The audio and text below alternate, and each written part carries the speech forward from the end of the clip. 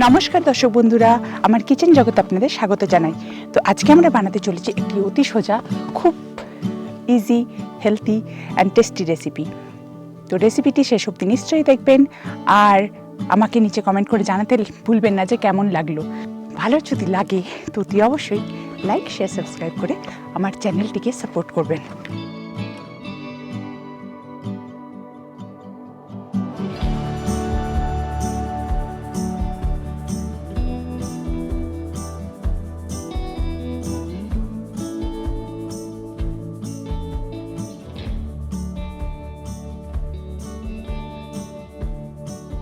এই ভীষণ হেলথি ও টেস্টি রেসিপিটির জন্য আমরা নিয়েছি তিলাপিয়া মাছ 1 কেজি। আপনারা যে কোনো ধরনের সাদা মাছ বা ফ্রেশ ওয়াটার ফিশ নিতে পারেন। মাছগুলো বড় বড় টুকরো করে ক্লিন করে নেওয়া। তো প্রথমে আমরা মাছগুলোকে 2 চা চামচ নুন, 1 চা চামচ হলুদ ও 1 চা চামচ লঙ্কা গুঁড়ো দিয়ে ম্যারিনেট করে নিচ্ছি। আপনারা যদি ঝাল খেতে একবারই না চান, সেক্ষেত্রে লঙ্কা গুঁড়োটা স্কিপ করে নেবেন। আমি মাছের বোন ও মাথা সমেত ইউজ করছি, যাতে স্টিউটা ভালো গন্ধ পায়, মানে মাছের স্টকটা তৈরি হয় ভালোভাবে। যদি আপনারা বোনলেস ফিশ ইউজ করেন, তাহলে ফিশ স্টক ইউজ করতে পারেন, জলের জায়গায় একই রেজাল্ট পাবেন। তো মাছটাকে ম্যারিনেট করে আমরা জাস্ট ঠান্ডায় রেখে দেবো। কোনো হার্ড অ্যান্ড ফাস্ট রুল নেই যে কতক্ষণ রাখছি, জাস্ট যতক্ষণ রান্নার প্রিপারেশন করছি ততক্ষণের জন্য রেখে দেবো।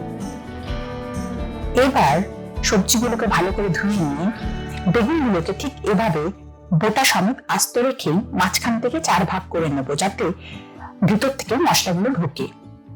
আমি প্রেজেন্টেশনের জন্য এভাবে কাট করছি। আপনারা চাইলে নর্মালি বোটা ছাড়িয়ে লম্বা লম্বা টুকরো করে নিতে পারেন, আর ছোট বেগুনের জায়গায় ওই লম্বা যে বেগুনগুলো পাওয়া যায় সেগুলো ইউজ করতে পারেন।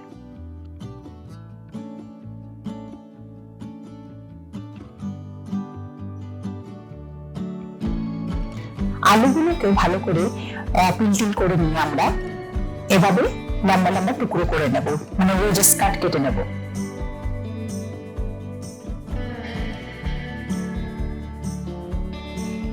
আমার কাছে ব্রকলি ফ্লরেটস টুকরোই ছিল, সেটা ক্লিন করে নিয়েছি।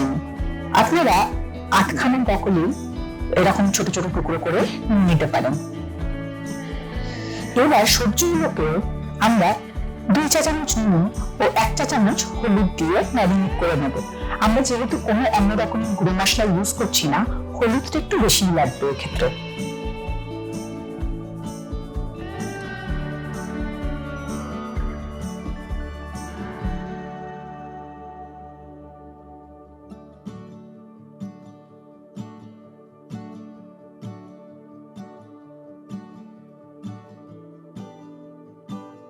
এবার পেঁয়াজটাকে আমরা রাফলি চপ করে নেব। 2 কাপ পেঁয়াজ। টমেটোটাকে রাফলি চপ করে নেব। 1 কাপ চপ টমেটো। লঙ্কাগুলোকে এভাবে স্লিট করে নেব, জাস্ট একটুখানি। আদাটা পিল করে ঠিক এইভাবে এই দেশলাই কাঠির মতো, মানে ম্যাচস্টিকের মতো সরু সরু লম্বা কাট করে নেব, মানে জুলিয়ান কাট হবে। মশলা লাগছে আমাদের 3টে কাঁচা লঙ্কা, 2 ইঞ্চি আদার টুকরো, 2টো তেজপাতা, 1/4 টিস্পুন কালো জিরে এবং 1/2 টিস্পুন সাদা মরিচ। এবার চলুন রান্না শুরু করি। একটা প্যানে আমরা 2 টেবিল স্পুন তেল গরম করে মাছগুলোকে ফ্রাই করে নেব 2 মিনিট মতো, মানে 1 মিনিট করে ফ্রাই হবে। আমি সরষের তেল ইউজ করেছি, আপনারা যে কোনো ধরনের তেল ইউজ করতে পারেন।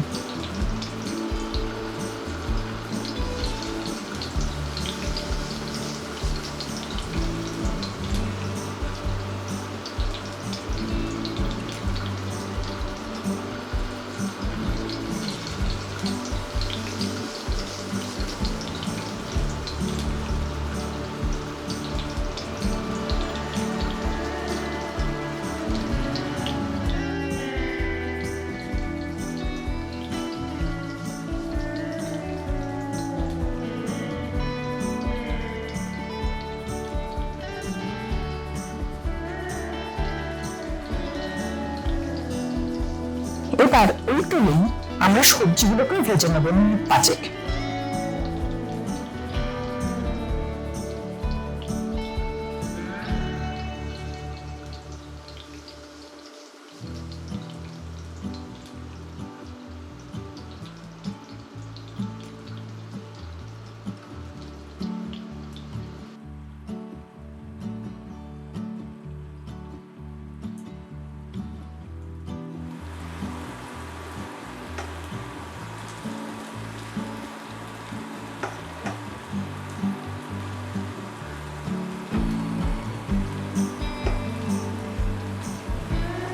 ব্রকলিটা অলমোস্ট পুরো কুক হয়ে যাবে, আলু আর বেগুনগুলো 40 থেকে 50% কুক হবে।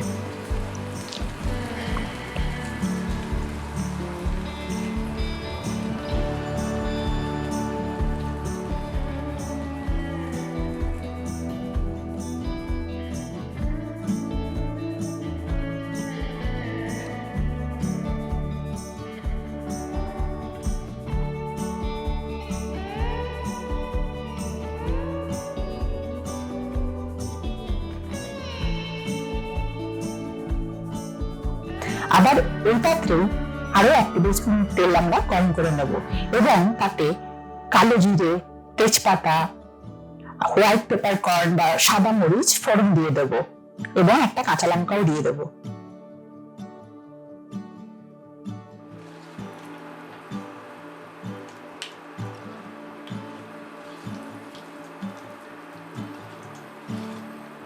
মিনিট খানিক নাড়াচাড়া করেই ওর মধ্যে আমরা পেঁয়াজগুলো মিশিয়ে দেব। ফোড়ন দেওয়ার সময় টেম্পারেচারটা আমরা মিডিয়াম রেখেছিলাম। পেঁয়াজ মেশানোর পর মিডিয়াম থেকে আমরা হাইয়ে করে নেবো টেম্পারেচারটা।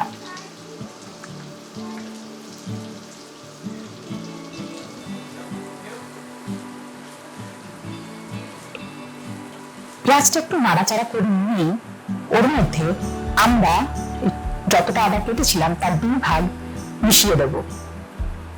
একটু নাড়াচাড়া করে নিয়ে মিনিট খানেক আমরা টমেটোর টুকরোগুলোকে মিশিয়ে দেবো এবং আরো আধা টিস্পুন সল্ট আমরা মিশিয়ে দেবো। খুব ভালো করে মিক্স হবে।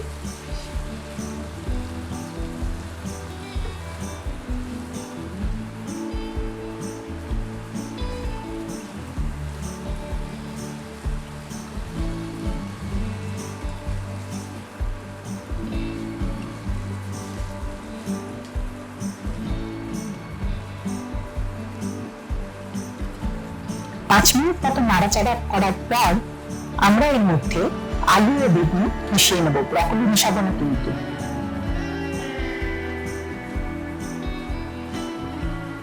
আর 2 মিনিট কষিয়ে নিয়ে এর মধ্যে আমরা 1 লিটার মতো জল মিশিয়ে দেব। টেম্পারেচারটা মিডিয়াম হাই করে 10 মিনিট কিন্তু কুক হবে খোলা অবস্থাতেই।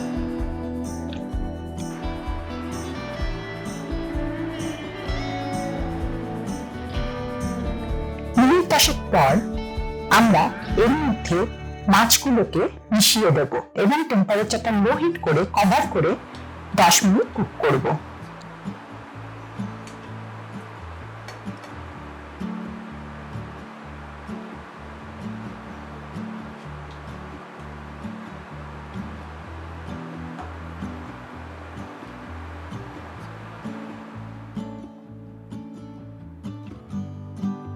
যতক্ষণ এটা কুক হচ্ছে চলুন আমরা একটু ধনেপাতা কুচি নিই আর একটা লেবুও কেটে নিই।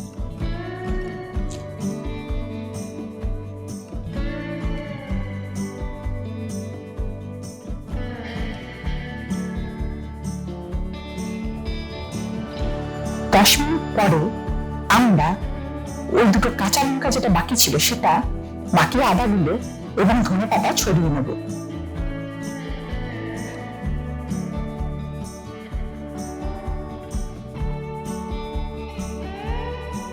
সবশেষে ব্রকলির উপরে ছড়িয়ে ঢাকনা লাগিয়ে 2 মিনিট রেখে দেবো গ্যাস বন্ধ করে।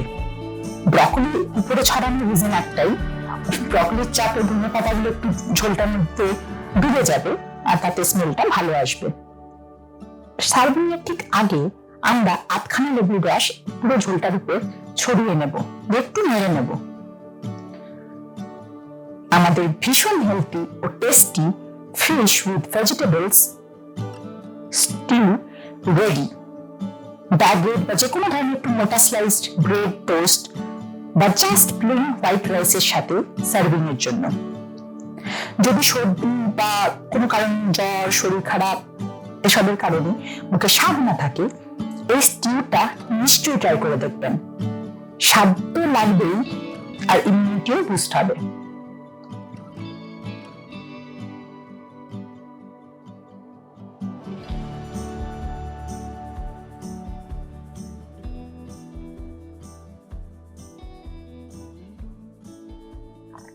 আবার কিছুদিনের মধ্যে হাজির হচ্ছি নতুন একটি রেসিপির সাথে।